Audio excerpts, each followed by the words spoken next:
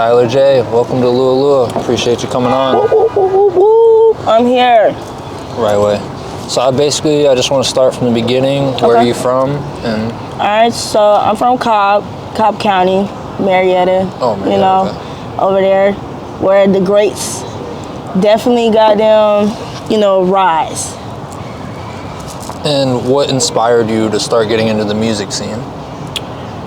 To be honest, I never really had like any musical talents for real. It started off as a joke. COVID hit or whatever, and at the time I was just like partying around like college and shit like that. I ain't had no hobbies or anything. I was a basketball player, so it was just like fuck school or whatever. And just one night, got drunk as fuck, and my friend had a studio, and we just made music. And ever since then, it's just been up from there. So what inspired you to make music then, from just being in college to really taking that step to jumping on? I think more so the fun of it, like, it was something that I actually really did enjoy for real. Like I don't know, it was just pretty cool. And I was like, shit, I actually want to keep doing this shit, and then perfecting it, I think that was my main thing. Like it was something that I actually truly enjoyed. And I was like, okay, I want to keep perfecting this. Like, this is just something I just want to keep doing. And I kept doing it. Okay. And what was the feeling after your first like big show where you had a good crowd, and like what was that feeling like? Because you've been touring all over. I'm not gonna lie, I still get a lot of like, to me, I feel like every show is still big, honestly, even though like I've opened up and did a lot with a lot of big time artists that, some other people aren't able to say. Yeah. But I'll say like for my first big show, I feel like BK show was the first big show for me. BK? Yeah, and I damn near almost cried. Like really? it was, I'm not gonna lie, that shit was lit as fuck. Like it was lit as hell. I was definitely nervous, but nobody ever can tell when I'm nervous before a show. So that shit was fun as hell. Great turnout. How does the Atlanta music compare to like everywhere else?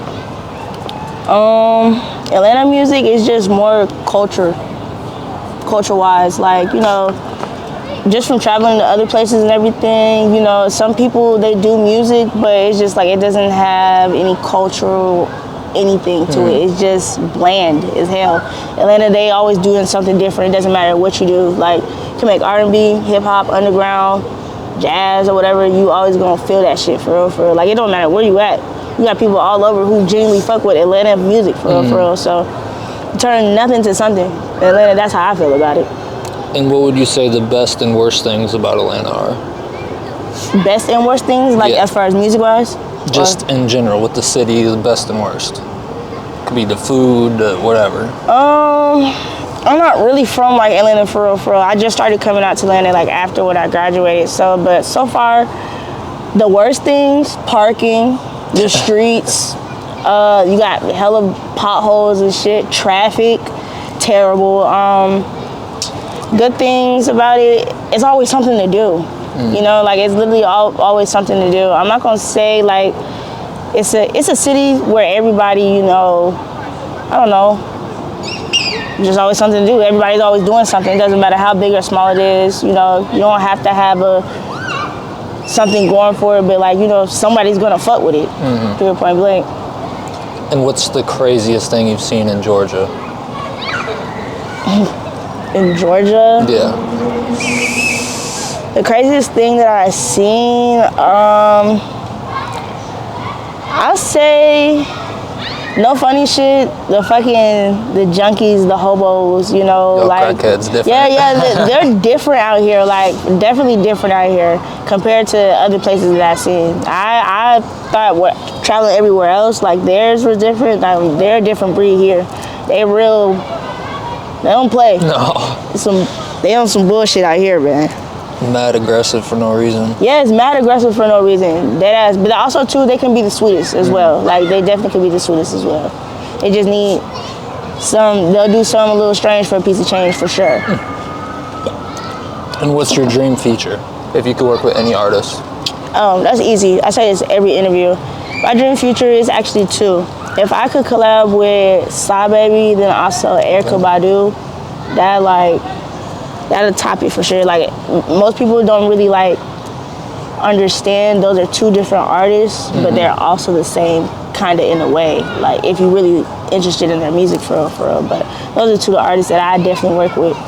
And what would be the biggest scam in the music industry that you've come across? Because a lot of aspiring artists, everyone's going to get scammed in this game at least once, so. A lot, and it's not even just with music. It also ties in with like music videos, engineering, these fucking labels, managers, A&Rs, wise. Like the biggest scam that I say will also be if someone hits you up to work with you, you know, and you agree, boom, then all of a sudden they start throwing crazy prices or whatever not, and then get mad because that's not they get mad at how you react because those are not their intentions beforehand. Like, okay, you telling me, yeah, like you see what I'm saying? They're not upfront. Like, and I think that's my biggest thing. Like that I also get annoyed at. It doesn't happen to me now, but like coming up, started doing stuff and everything. At first, like I ain't gonna lie, I was falling for that shit, but I wasn't like paying anything. But I was just like, if you want to work with me, why the fuck am I paying you? Like, you see what I'm saying? Like, that just doesn't fucking make any sense or whatever. You know, you have some people in Atlanta, like, Atlanta is really just a city of scams, like, finesse, for real. So, it's like, if you're not on your P's and Q's, you definitely gonna get fucked over. For real. And what would, you say some struggles of being a female artist in the industry be? Struggles of being a female artist? Yeah. Not to toot my own horn or anything or sound like conceited, but I don't have any struggles. Okay. For me, it's been pretty smooth. I just feel like people authentically fuck with me because I'm authentically myself. Like, I don't try to be somebody or not or anything like that. It's just like, what you see is what you get. What you see on Instagram is what you're gonna see in real life, honestly, for real. So, even as far as music, my music, I make hella happy shit, or it's not really negative or anything like that. It's definitely gonna move you, so right. It's me.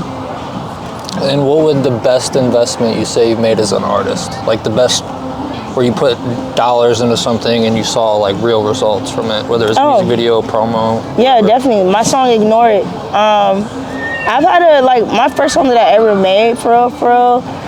I mean, I didn't understand the ins and outs of music, and then after when I dropped Ignore It last year, we did hella promo behind it, and it actually put me in a lot of places that I didn't even expect to be in. So I just say definitely that song, Ignore It, on all platforms, everywhere, or stream it. Don't give a fuck where you at, who you with, anything, or what you listen to. Just go listen to it, stream it.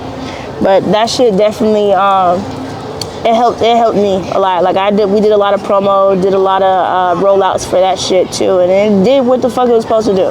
Right. Top 5 ATL artists. Top 5 ATL artists. Does it matter the order? It doesn't matter, no. Okay, so I'm definitely a fan of Outkast.